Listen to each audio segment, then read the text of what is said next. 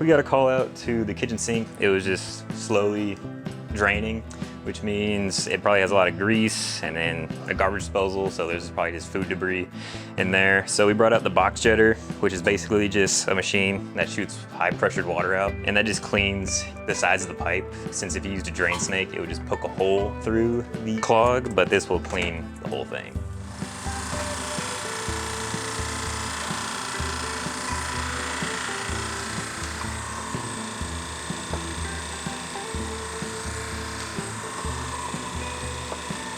Usually how I try to do it is I try to just stab it as far as I can until it hits anything. This one didn't really hit anything, and we know that there's a septic tank about 40 feet behind you that way.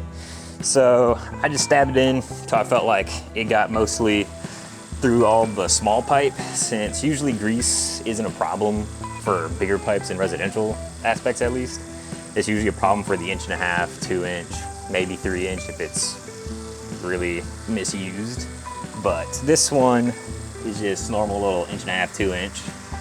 So I just stabbed it, went all the way, came all the way back, and just did that multiple times on multiple runs.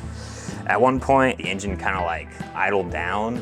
That's usually when the head gets clogged, and that usually means there's usually a clunk right there. So then I kind of stopped right there, hit that a couple times, but then I just kept going in and out 4 or 5 times, and seems like it's running good. It never really backed up on me once. The only reason it never came out is just I was trying to hit right here, and it's just so much water that it shot some out. Yeah, seems good. So I'm just gonna kind of unhook everything and then hook up the P-trap, try to fill the sink up a good amount, and then just let it run, and hopefully it doesn't have any issue draining.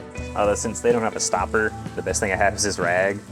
So I'll just pull it now since it's probably gonna take forever, since it'll be just seeping through the whole time. But yeah, just having it run. And then also, it has hot water running, which helps beat up grease a little bit more. And since it was just hit, hopefully it should catch any of the small stuff and not let it re-hook to the side with anything that was left. And then also I'm just checking to make sure the P-trap isn't leaking that I took off. And it looks good to me, and it drained pretty fast, so it seems like the kitchen's all good to go.